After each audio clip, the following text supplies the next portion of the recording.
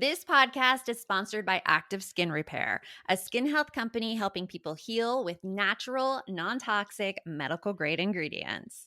We are in the thick of summer right now, and you know what that means for me? I am spending every possible minute I can on the weekend paddleboarding. I absolutely love it. But last weekend was a doozy. I had an accident where I ran into some rocks on the side of the river.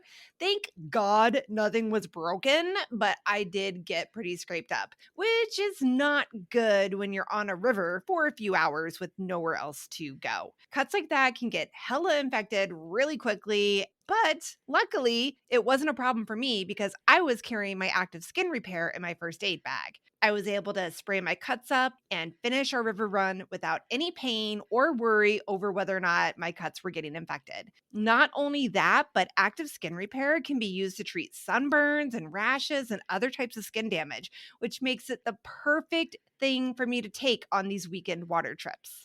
Active Skin Repair utilizes a molecule called hypochlorous acid. When applied to the skin, the molecule works by mimicking the natural immune response to cleanse, soothe irritation, reduce inflammation, and support healing. I love them. They have sprays and hydrogel options, and it comes in regular Active Skin Repair spray, kids and baby formulas, hydrating serums, and hydro sprays too. I love having the light mist spray when I'm out on the water because it dries quickly. But when I'm at home, we use the hydrogel because it's great to have on hand in the car. It works like an ointment. It's perfect. And of course, I love that all of the products are natural and non-toxic.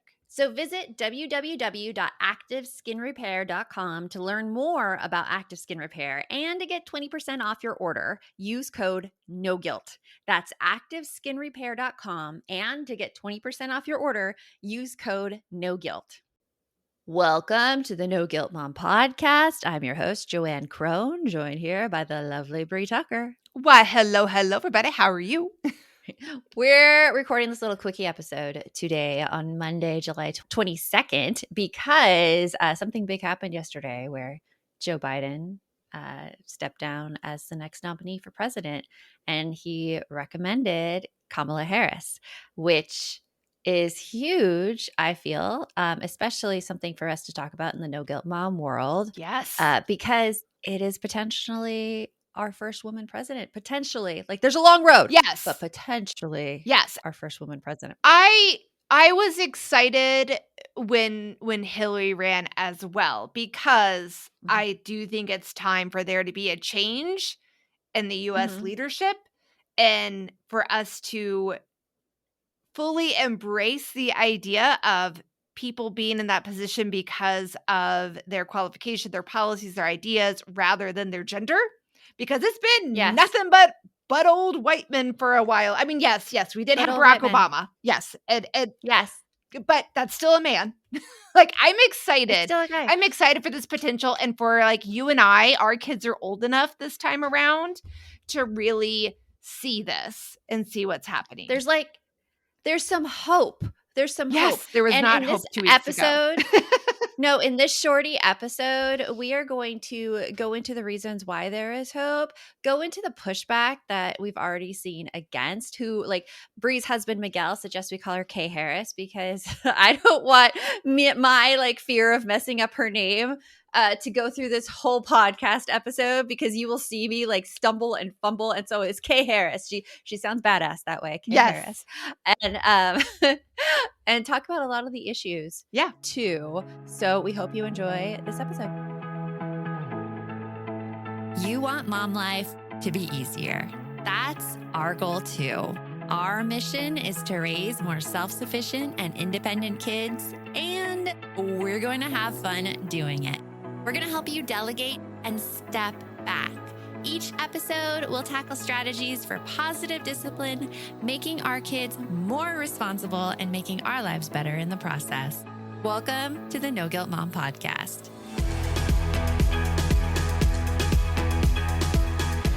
Okay, so I'm going to be the one to butcher. I've heard Camellia, I've heard Kamala, I've heard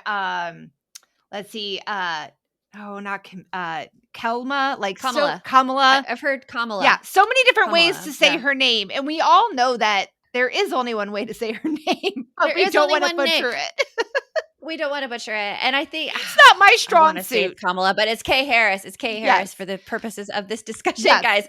Um, so there's a little bit of backstory here. A lot of companies are not mentioning anything about politics or not mentioning anything about the political race. In fact, a lot of people will say they hate politics, and I'm right there with you. Like, politics was giving me an ulcer, Yes.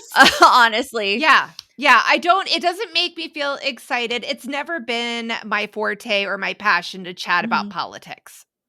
No, Especially though no. not in the last 15 years, because it feels like it's just been dividing people so much. And there's been some huge, like, emotional reactions to this. Yesterday, as soon as it was announced that Biden was like endorsing Kay Harris, uh, I posted on Instagram. I was just like, there's such joy and hope now, because really, for our daughters and our sons in particular Mhm. to think that a woman can lead, they really have to see it to be it. And we have not had that example here in the US, even though that example has existed in all of these other countries around the world. So it's ridiculous that we haven't had a female president yet. However, there are some pushbacks to that. And I'm going to tell you some of the pushback, Brie, and I want to talk Yes. about it with you one by one. Okay. Okay. Let's hear it. So the first major pushback is that why are you voting based on gender? You shouldn't vote based on gender. I don't care if they're a woman or a man. It is based on the values that they espouse, basically. I mean, like, what's your thoughts on that one? I do agree with that. I mean, I would Mhm. never want to have somebody I think voting for somebody truly strictly based on their gender would be no different than saying, like, I'm voting for this candidate because they have blonde hair. I'm voting for this Yeah. candidate because they wear a red tie. Like, that Mhm. seems ridiculous. And It and is. yes, you can take what we're saying and try to strip away and make it just about gender. But that's not what I feel like we're saying. Am I jumping too Well, far? no. So, like, what's your feedback on this? I would be like, if it was Sarah Palin or Kristi Noem, it would not be an excited reaction from me, and I would not have posted. I Right. mean, very honest reaction there, because their values are not my values. Um, and I have to put that straight out, because I've had people come, and you've seen this too, people come to No Guilt Mom, and we are very for women. Mhm. We're for women's choice. We're for supporting the family in sustainable way. Yep. And some people have come into our balance program, and they've been like filling on the outs, because that is the community that we really like Resonate nourish with and and yeah. resonate with. And those are most of the people in our balance community too. They fall along the same lines.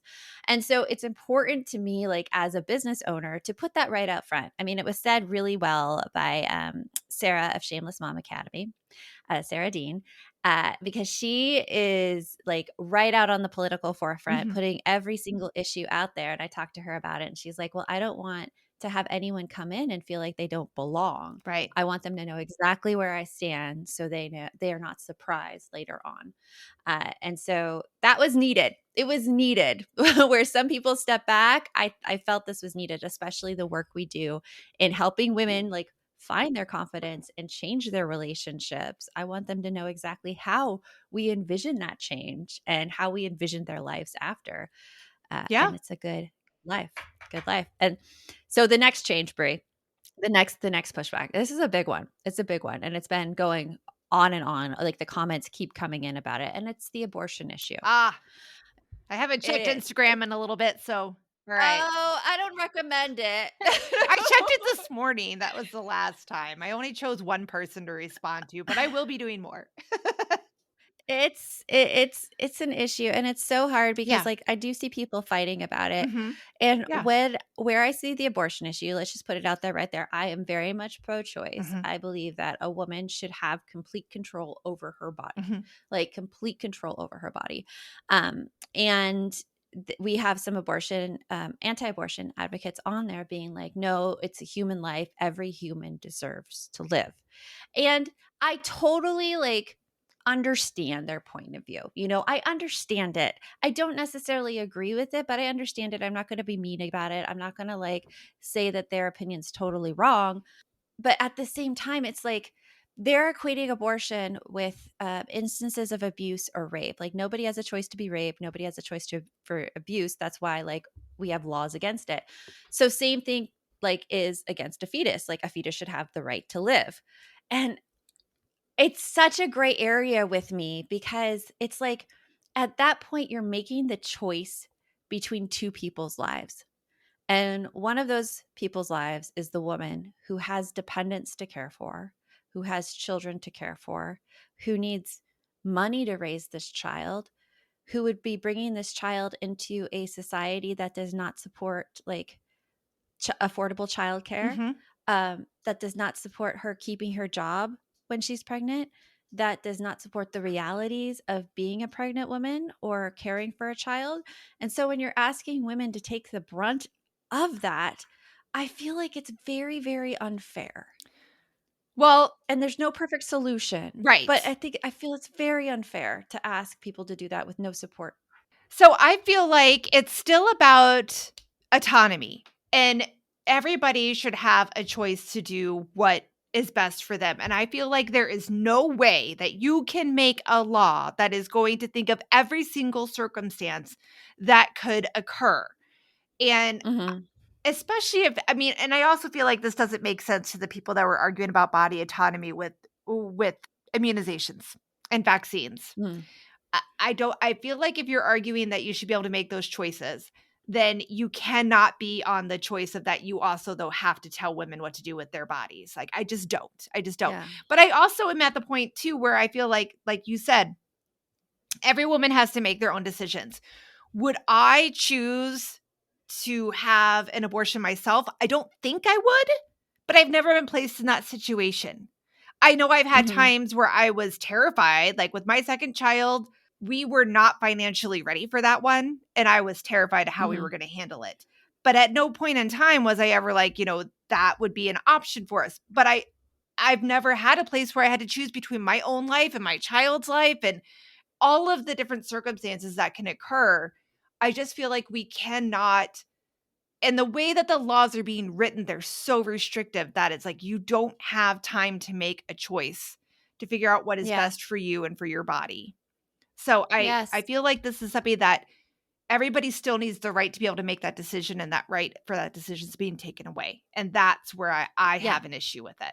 Yeah, it should be a choice between a woman and her doctor because like you said, every situation is so different. Right. That It's not like black and it is white. not, It's never and black and white. nor is it an easy decision for people to come to Mhm. either. It's not like I'm just going to go schedule an abortion today and then I'm going to go to Pilates at 2. Like that doesn't happen. That doesn't happen. Right. It is like a horrible place for a woman to be put in regardless, Mhm. And I don't feel like putting it's maddening how people want to make a basic law to take away that right from women. Right. Like it's maddening.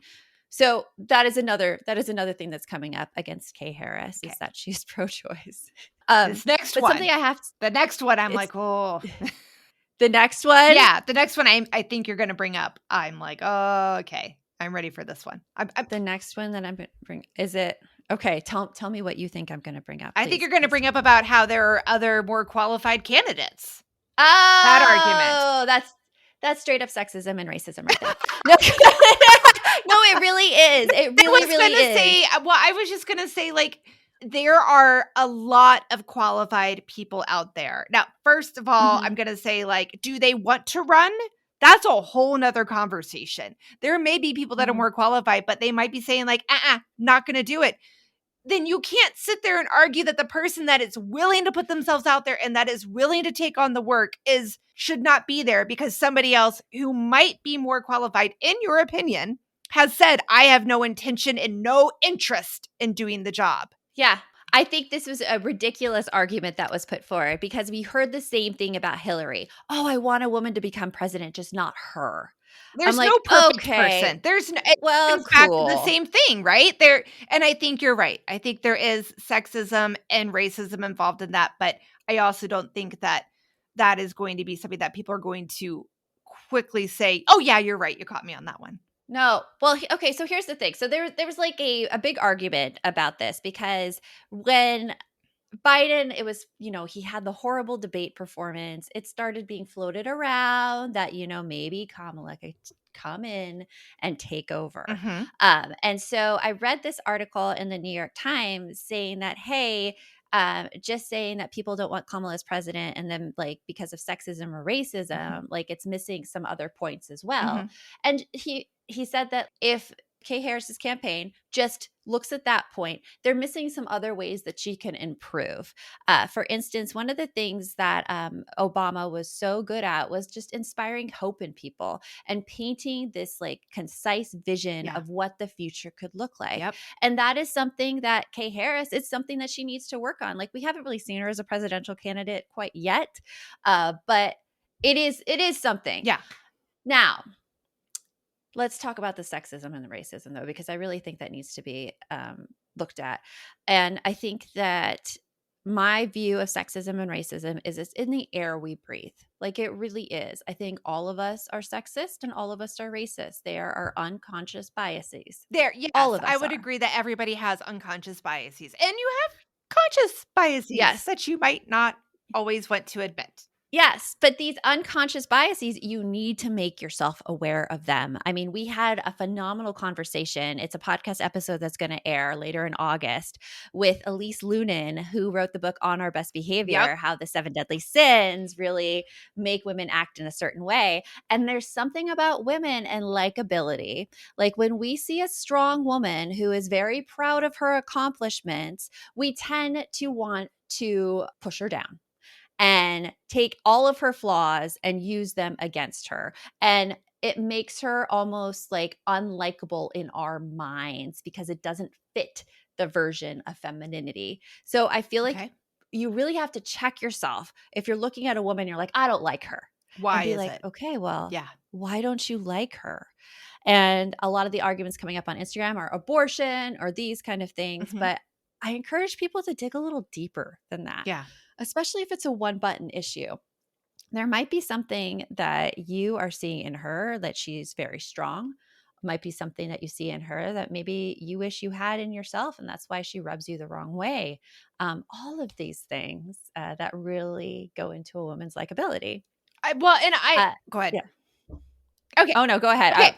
And I was going to say, I would also challenge you to really dig deep into where you're getting the information you're getting about people. So, for instance, I can tell you there are plenty of places where I am consuming information these days, as we all are. Like, and it's funny because my husband and I, like, our new love language is pretty much like sending each other stuff on Instagram and TikTok. Yeah. And only those two platforms because the man forgot his Facebook password, so he's not on Facebook. But if he were there, I imagine there would be stuff. There's stuff I saved just to show him later. So that's our new love language. And I can't even tell you how many times he'll be like, oh, do you remember where I sent you that thing? And like, okay, I'll be like, all right, you go through your Instagram. I'll go through my TikTok and we'll see if we can find it. So my point being is that we are consuming so much information. And then at the end of it, it's like, oh no, it was a New York Times article or oh no, we had saw it on YouTube or on like CNN. So there is so many places that you're consuming information. I challenge you that if you have something that you feel about somebody that is either making you feel gun-ho or hell no, double check that. Just do a little research to make sure that you didn't consume what you thought was a fact as actually somebody's opinion or their misinterpretation of a fact. So like I find that sometimes I don't, like you said, it comes back to that introspection. Sometimes I don't like people because they rub me the wrong way. And you and I have this conversation a lot because I'll be like, I don't know why, I just don't like her. And then I'll say, and sometimes I'll give you or him. It's not always a girl. Sometimes I don't like him. And you'll ask me why, because you're really great about asking these questions. And most of the time when I give you an example, you'll be like, well, are you sure that's what they were trying to convey or that's what was happening? And I'm like, well, now that you say that, no, I'm not. And, and then I can go back and look at it a little bit more. And like you just said, like, see if it was my own thing that I was bringing. Like maybe it was just I was crabby that day. So nobody I met it was going to be happy with. Like A lot of people bring their own things and their own interpretations to situations. I mean, we all have our own read on things. Yeah. Um, it's why, like, I am so curious for people who do support Trump. Like, I'm not bashing. I'm not bashing at all. I'm just very, very curious, especially as a woman, because I cannot see any redeeming things in how he would support women or anything like that. And so I'm super interested in people's stories and how they got to that conclusion. And I've been asking people to share, and some of the things like that come up, I'm honestly like conflicted about some issues, Okay. like the abortion conversation we were having before. This woman, Smarty Becca, shout out Smarty Becca, she pointed me to an Instagram site for a anti-abortion advocate, and the anti-abortion advocate was saying who like proving that like fetuses can feel pain and stuff like that. And honestly, like, it's a very complicated situation. It is, and I can't deny that. Yeah. I can't deny that fact right, and I'm not going to fight with facts of my own. I'm just going to say it's really, really complicated, and all the facts I've seen so far, I do believe like bodily autonomy for women wins out on that one. And it's so complicated, and it hurts inside when you make those decisions, because it's not completely black and white. Another thing that's being brought up is supporting genocide, which is something that's going on and on the internet. And guys, this is a heavy episode. We're not shying away from things. Hello. Like, we're not shying away. Again, I don't know enough about that situation. I do know that, like, of course, genocide is horrible and awful, and I can't see how anyone would support it. And I don't see how candidates are outright supporting it. I see it as a very, very hard and complicated decision that I don't understand fully. I really, really don't understand fully. And I'm as mystified as everybody else out there. At the same time, in that whole situation, I do see it as kind of like an assault against the Jewish people too, with people saying that, because there are a lot like the Jewish people have had a history of being persecuted. And I can't deny that in history. And there is a very huge backstory to that as well. So it's just complicated. And I am not one to stand like on one issue and say this is the correct way. Do you know what I'm saying? Yeah. Like, I'll lean more to one way or the other.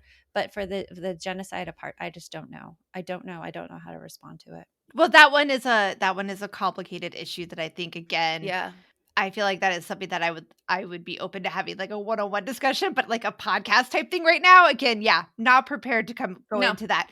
I would say, and like, I'm just coming out and saying I don't know. Yeah. That's all. Yeah. That's all. I don't know. When it comes to all of this, I am much more energized about November's election than I was 2 weeks ago. I didn't like either of my options. And while and again, trying to not, I'm going to make the statement completely clear of any sort of political affiliation. I am excited to see what a woman could bring to this platform. I am very excited to hear what Harris has to say about her ideas, her policies, what she wants to bring. I'm excited about the possibility for something better. And that wasn't there 2 weeks ago. And this has nothing to do with her being a Democrat or a Republican. I am excited to see what she's bringing to the table and what she's going to talk about. And I am now not feeling like I am screwed in November. No. And like some like high points of that. Yeah. So when Harris was running to be the Democratic candidate for Joe Biden's first term, she had a plan for paid leave, 6 months paid leave for the parent. I would love to see that coming. Isn't that unbelievable? And affordable childcare. She had a plan coming for that too, something that we have not seen so far. Because right now women are expected to take care of everything without enough support. And guys, we're getting gypped because that just does not exist in other countries. When we talk to our friends in Canada, when we talk to, like when I was on vacation, I was talking to people from Australia. They are far more supported by their government than the women here in the US are. Yeah. And that is not to say I want to move to Australia or Canada. I don't. I've lived in the US my whole life. But I think like We are behind in there some areas. we could make a Yeah. change. There's a change that can be made. And I'm excited that it's possible now. Yeah. So So I I actually, have all joy. yeah, like I want to share something. Like, so if you are interested in more information, right, about Mhm. issues that face mothers in politics and like candidates that have plans and actual policies to make a change in a Mhm. woman's in a mother's life, we would actually like I think we both would highly encourage people to grab your phone and text the word mother, MOTHER, to 26797. That's 26797. And that's going to connect you with the Chamber of Mothers. And JoAnn's the one who introduced me to this organization. Do you want to? Chamber of Mothers. Yes. Well, that is a joint effort between the Yes. Chamber of Mothers and I Am a Voter. Yes. And it's going to get you issues on the candidates in your area and where they stand in affordable childcare, paid leave, maternal health as well as checking on your voter status to make sure that you are ready to vote Yeah. in November. Yeah. Yeah. So do that. We'll have that info in the show notes as well. Chamber of Mothers is also a great Instagram account to follow. Actually, one of the heads of the chapters here in Phoenix, she's a social media manager for them, Kelsey. Yeah. So she's putting out wonderful, well-researched information. That's Chamber of Mothers on Instagram. And until next time, remember, best mom's a happy mom. Take care of you. We'll talk to you later. Thanks for stopping by.